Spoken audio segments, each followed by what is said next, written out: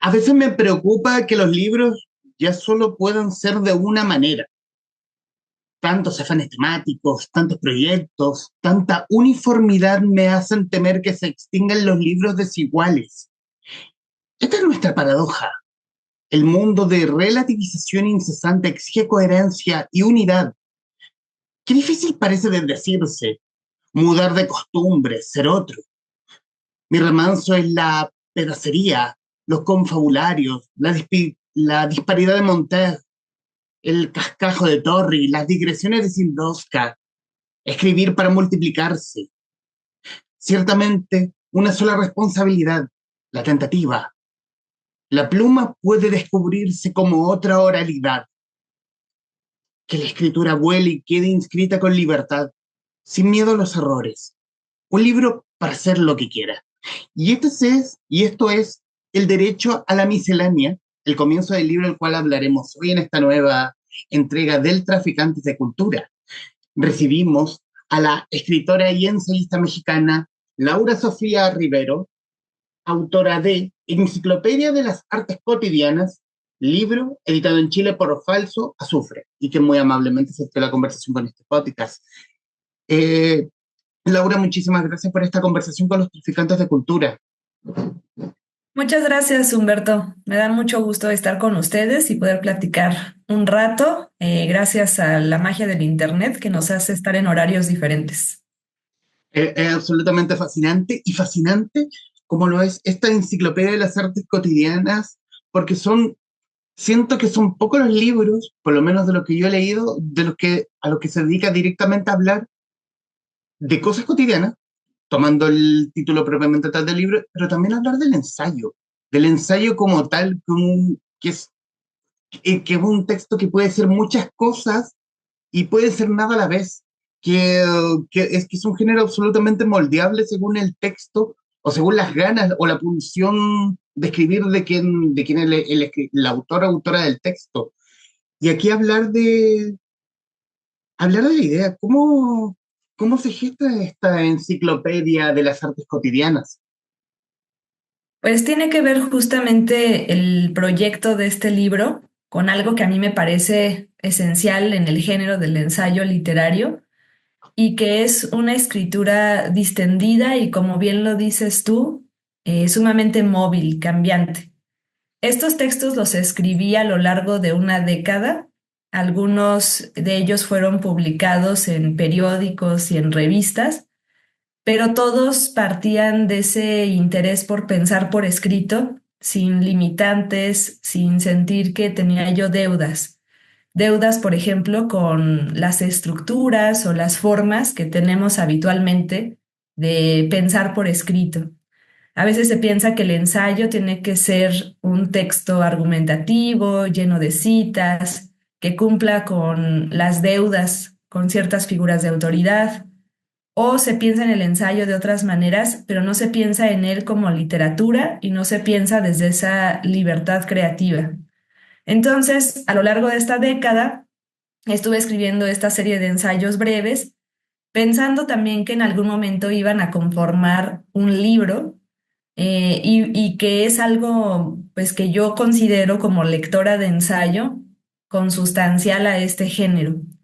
Pienso en que los propios ensayos de Montaigne, que nos dieron el nombre que usamos para designar a esta forma de la escritura, pues nacieron también como una escritura distendida a lo largo de bastantes años, en donde no importaba que se unieran los asuntos tratados por tema o por formas o por extensión. En los ensayos de Montaigne vemos textos de 2 páginas o de 80, que casi son libros en sí mismos.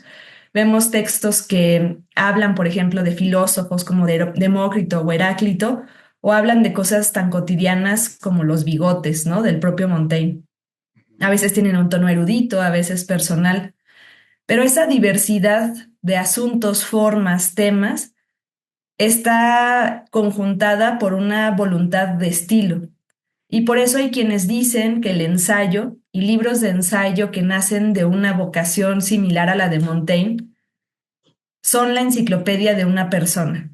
Entonces, tomando esa frase como detonante, pensé en que es ser ensayista y cultivar las formas breves de la prosa. De alguna manera, poco a poco, a lo largo del tiempo, va construyendo una enciclopedia personal, la enciclopedia de lo que significa ser una persona que tiene ciertas experiencias, que tiene ciertas actividades que pueden resonar también con la experiencia y la vida de otros seres humanos.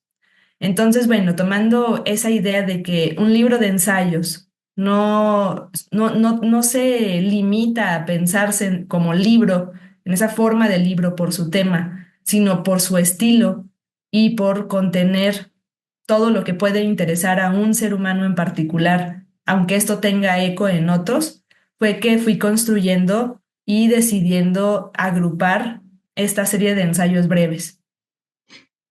Y en ese punto,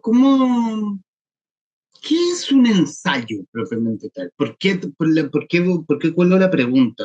Porque uno desde afuera conoce el ensayo más, incluso puede ser más periodístico, los que pueden terminar en libros, donde uno puede, en el fondo, hablar del medio ambiente, como puede hablar de inteligencia artificial, como también puede hablar de cosas más mundanas propiamente tal, como lo mencionaste, puede ser una plana, como puede ser un pequeño libro. ¿Qué es en general el ensayo? ¿Y cómo entra lo literario? Bueno, la palabra ensayo es una palabra que justo no está restringida solamente a la literatura. Incluso no está restringida la palabra ensayo a un texto escrito, sea literario o no. Usamos la palabra ensayo, por ejemplo, para decir que vamos a poner en práctica algo, ¿no? Ensayar para una obra de teatro, ensayar un montaje. Pero también es una palabra que se utiliza en otros ámbitos. Por ejemplo, se utiliza para hablar del ensayar los metales, que significa dentro de las ciencias exactas, el pensar en qué composición de metales, qué composición y valor tiene una pieza. También, por ejemplo, en el Renacimiento se hablaba de ensayar la comida como probar la comida. Seguramente tú o alguna de las personas que nos esté escuchando habrá visto quizá en alguna obra literaria o incluso en alguna película que antes existía este personaje sentado a la mesa de algún rey medieval o renacentista, en donde se dedicaba a probar la comida antes de que se le mostrara o se le sirviera a esta persona importante para ver si estaba envenenada o no. Entonces, en ese sentido, la palabra ensayo tiene ese carácter de tentativa, de poner a prueba las cosas. Por eso yo creo que es importante pensarlo desde allí, desde el significado que tiene más allá de un texto, el poner a prueba algo, porque ahí me parece que un ensayo como texto literario y no, es la escritura del pensamiento para ponerlo a prueba. Y por eso a veces puede tener una función, un interés argumentativo, incluso científico, poner a prueba una hipótesis, llegar a ciertas conclusiones, como pasa con ensayos que están destinados dentro de un ámbito académico a generar conocimiento dentro de una disciplina.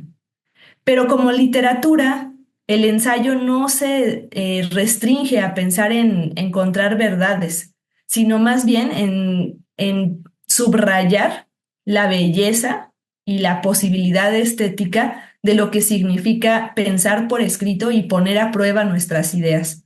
Por eso me parece que en toda la tradición latinoamericana y también en otras tradiciones como la inglesa, el ensayo literario, pensado en eso como una pieza de creación literaria, es un territorio muy libre que nos permite pensar por escrito con muchísima imaginación, con descaro, a veces incluso con trazas de ficción, solamente por ese placer de especular y de crear una pieza artística estimulante, expresiva, bella o aterradora, yo qué sé, como cualquier otro género literario lo hace, pero en este caso subrayando eso y no tanto el conocimiento exacto, preciso que se pueda generar, sino la expresividad de un texto y de pensar por escrito en nuestras ideas.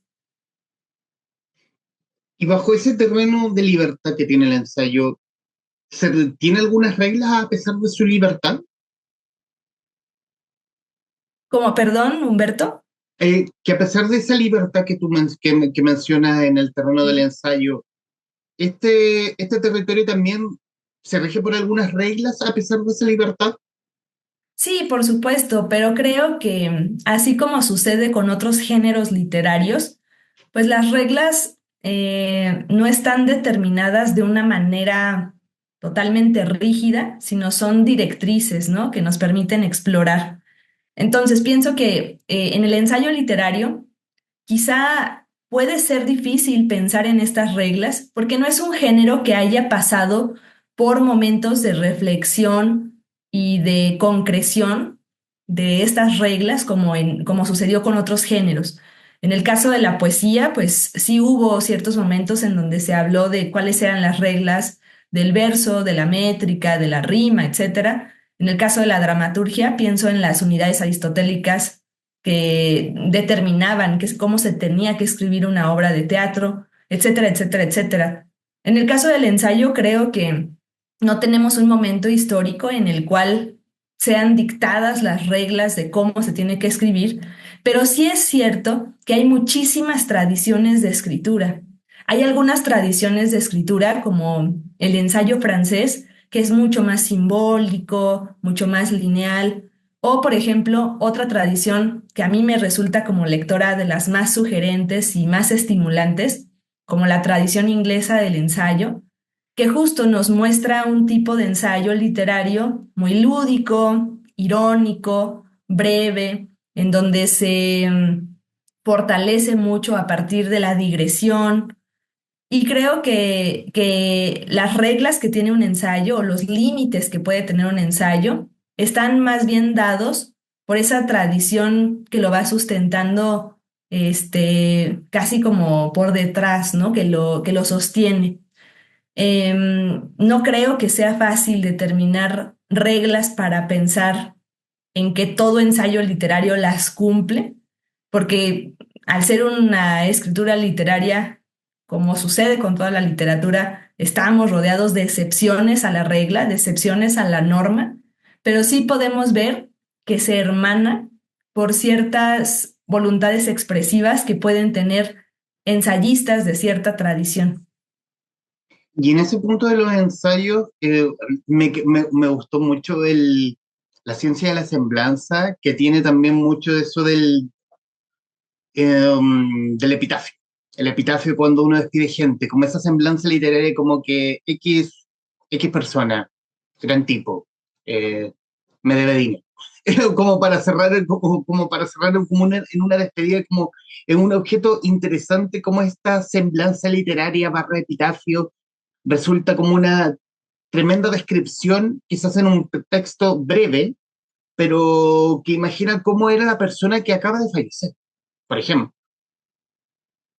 Sí, claro, siento que el ensayo, al menos desde su fundación con Michel de Montaigne, podemos ver que en el inicio de ese libro de los ensayos tiene una advertencia al lector donde él dice, lector, sabe que yo soy el contenido de mi libro. Yo mismo soy el contenido de mi libro.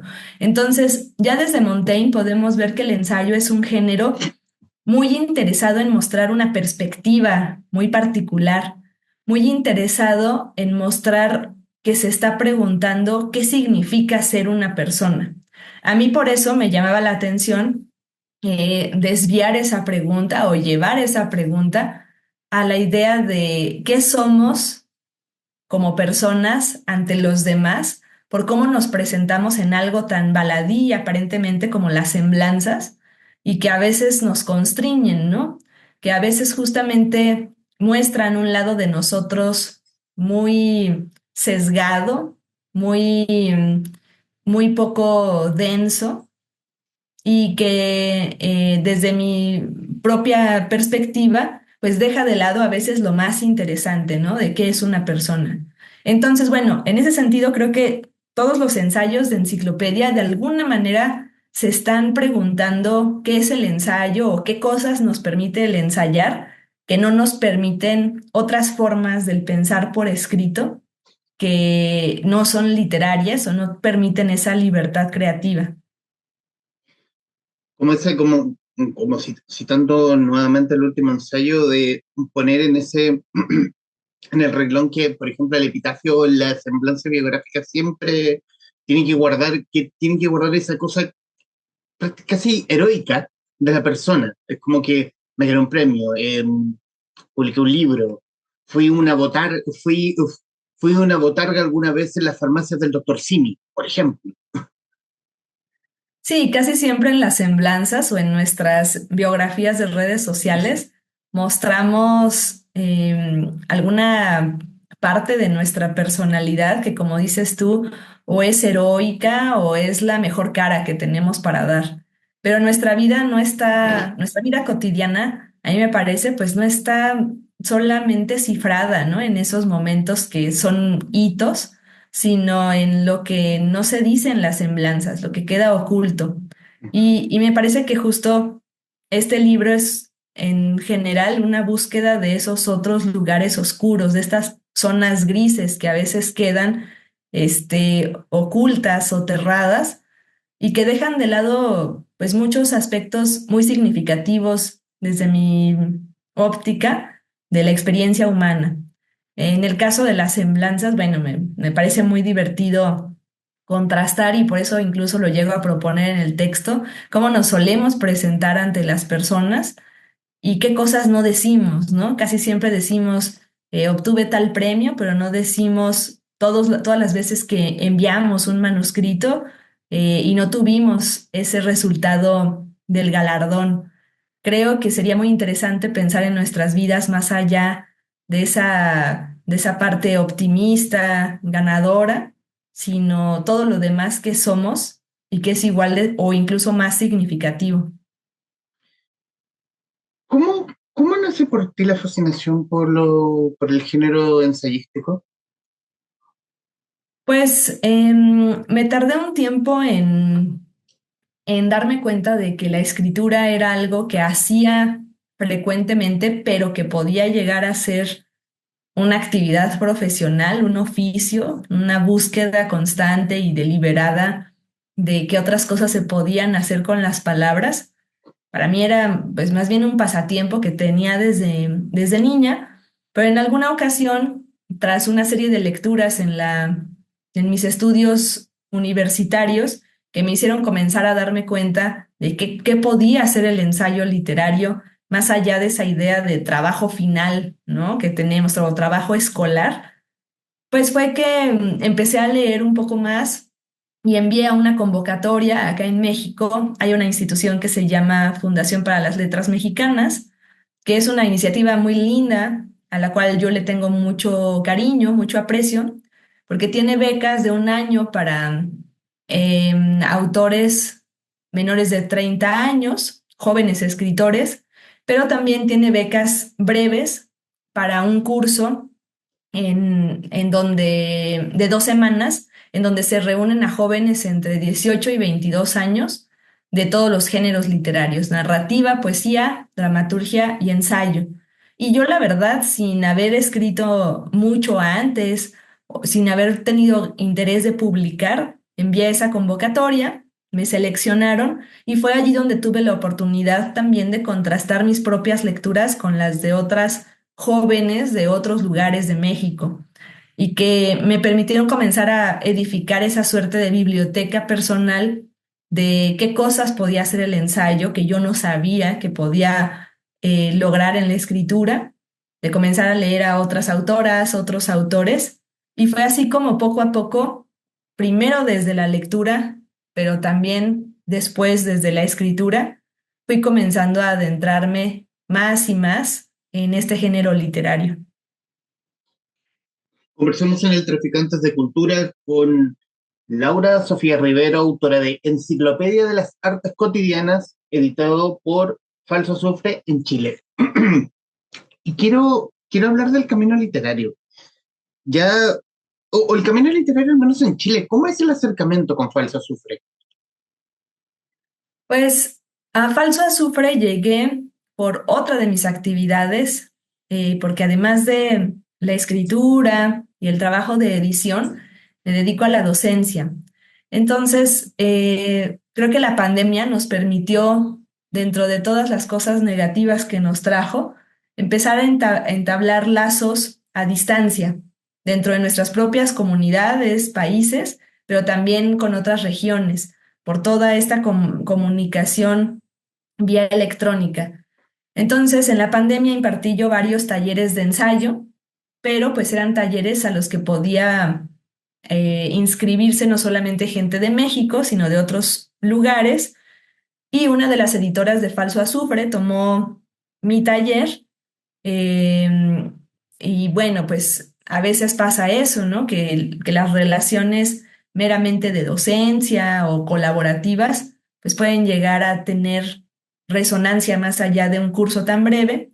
Y fue después de unos años que ella me invitó a proponer pues este manuscrito para la editorial y que bueno, ahora ya se publica también allá en Chile, después de una primera edición que tuvo hace un par de años acá en México, este libro, y que este año también va a ser reeditado.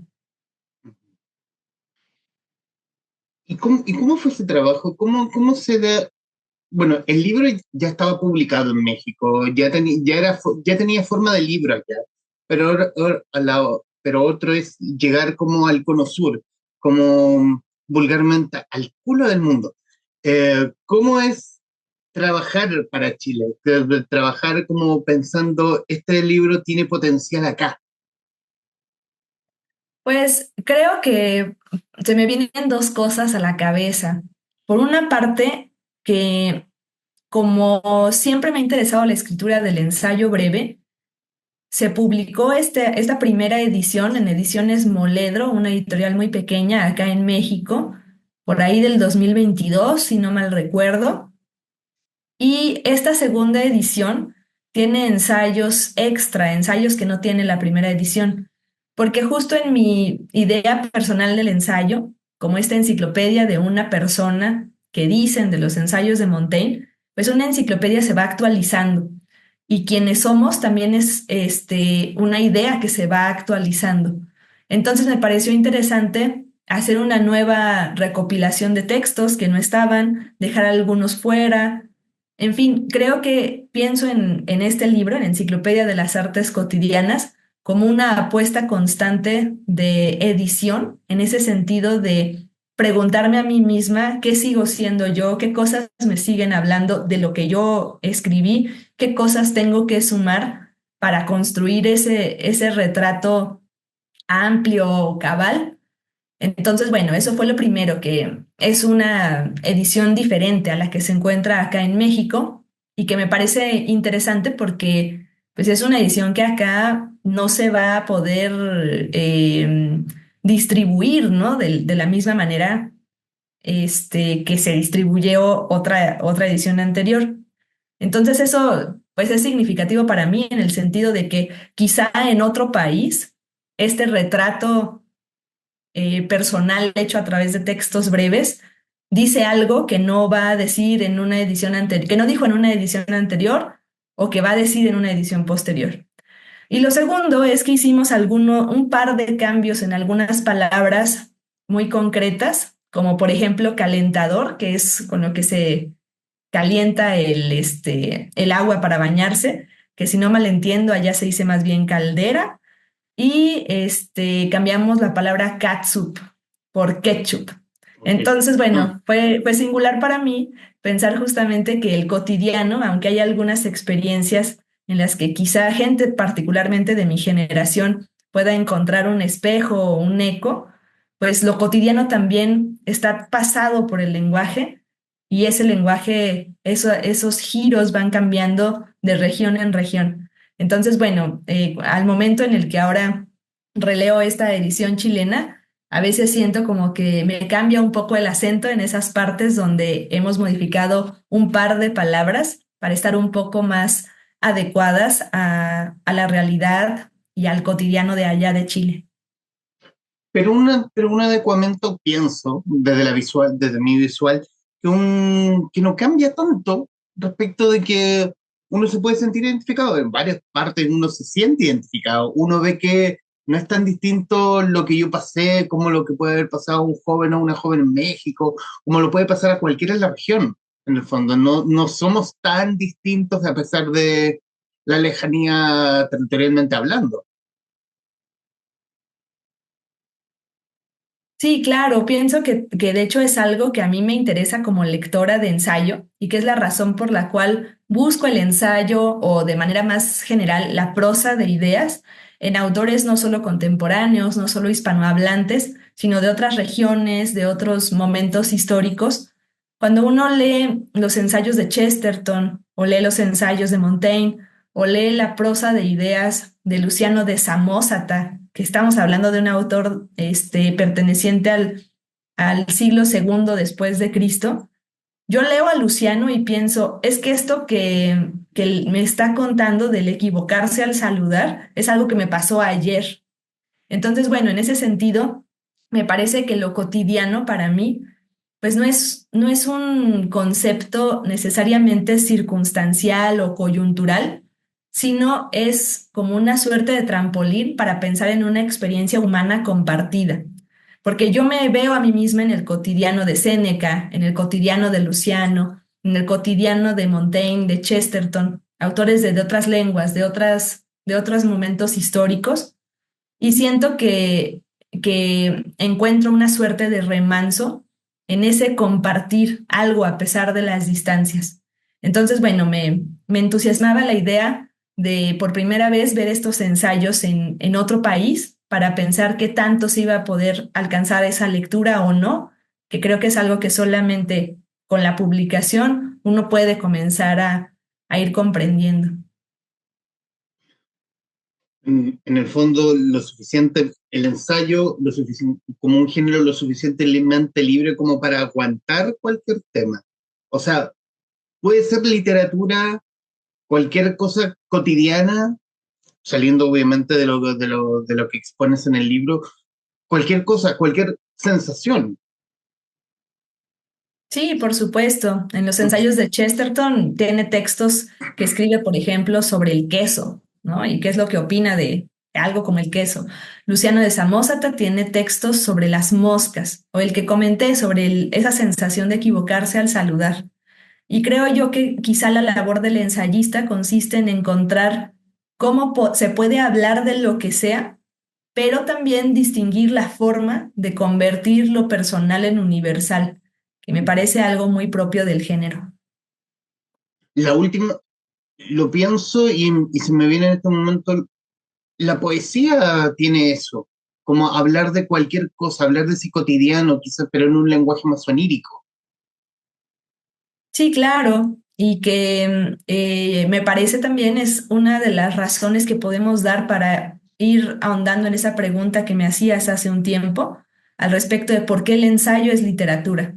Si tiene esa capacidad de convertir en oro, de convertir en algo significativo cualquier cosa, incluso lo más baladí, pues es justamente como por esa vocación literaria, que como la poesía puede lograr esa finalidad. Pienso solamente, se me viene a la mente una definición que hacen del ensayo, George Lukács, que dice justamente que es la poesía del pensamiento, entonces, o poesía de las ideas. Entonces, compartir esos dos ámbitos, el intelectual, el de las ideas, pero el de la poesía, el lenguaje bello, el lenguaje expresivo, pues es lo que hace, ¿no? Que sea un género literario, que busque ser literatura, aunque tenga un pie en otras disciplinas. ¿Y qué sensación, Laura, te deja esta enciclopedia de las artes cotidianas, ya publicada tanto en México, con su pasada en México, hoy con una pasada en Chile? ¿Qué sensación te deja a ti? Pues una sensación, como yo pienso, dejan todas las enciclopedias, de que quizá dije más de lo que tenía, compartí más de lo que tenía que compartir, pero que nunca es suficiente, porque pues vienen escritos dividida en algunos apartados y sé que hay muchas cosas más, ¿no? Que se pueden ir sumando. Ahora me encuentro justo a punto de lanzar una nueva edición de este libro acá en México con Random House y pues sigo reflexionando, viendo hacia atrás esas dos ediciones anteriores, que por una parte me dan ese desasosiego de decir, híjole, es muy difícil enfrentarse a un libro que yo misma me propuse como un libro en movimiento todo el tiempo, pero también creo que es algo que solamente nos puede regalar la literatura, es la capacidad de autodefinirnos o darnos un poco de foco a nosotros mismos sin limitarnos, abrazando también un poco el cambio, las transformaciones y como dice el primer texto del libro, pues esa posibilidad de ser lo que uno quiera. Y yo quiero celebrar ese, el ser como uno quiera, respecto de un libro como este, porque no se dan tantos, o por lo menos o por lo menos ya yo quizás estaré pecando de ignorante, que hablar sobre ensayo y hablar de temas tan cotidianos, pero desde el formato del ensayo, con esa libertad, con ese, por decirlo, desparpajo, porque en el fondo lo siento que el ensayo como tal habla de un tú a tú con el lector. Hay una relación, hay un mano a mano perfecto donde hace que el lector vaya con este narrador o narradora que me está hablando de X o Y temas, temas interesantes, ñoñerías, propiamente tal, pero niñerías interesantes, muy entretenidas, muy inquietas sobre todo como para poder hablar de ideas, para poder hablar de pensamientos, como para tenerlo de referencia, como un libro de referencia respecto de qué, o por lo menos yo quiero tenerlo de referencia respecto de qué poder hablar en un ensayo, poder hablar de algún tema en particular, cómo tomarlo, cómo abordarlo, por ejemplo. Y obviamente, bueno, para ti que nos estás viendo y escuchando, recomendarte esta enciclopedia de las artes cotidianas de Laura Sofía Rivero. Y bueno, reiterarte nuevamente las gracias por este ratito de conversación con los traficantes de cultura. Y estos minutos finales son tuyos para que digas lo que gustes respecto del libro, de lo que quieras. Muchísimas gracias, Humberto. Pues estos comentarios que me dices me los llevo con mucho cariño, con mucho agradecimiento para seguir pensando, más ahora que estoy pues trabajando en esta nueva versión de un libro que, como te decía, espero sea tan dinámico como lo puede ser uno mismo. Y bueno, nada más grato que poder compartir impresiones, expectativas, algunas ideas de lectura como estas que me das. Te las agradezco muchísimo y pues ojalá nos sigamos encontrando por allí en el camino. Bueno, espero también y deseo poder encontrarnos, poder debatir, poder conversar acerca de ideas y darle las gracias a Laura Sofía Rivero, ensayista mexicana, autora de Enciclopedia de las Artes Cotidianas, editado en Chile por Falso Azufre, quien conversó muy amablemente con la guarida de los traficantes de cultura. Mi estimada Laura Sofía, muchísimas gracias. Muchas gracias. Hasta luego. Hasta luego y a quienes nos están viendo y escuchando, gracias por estar ahí. Adiós.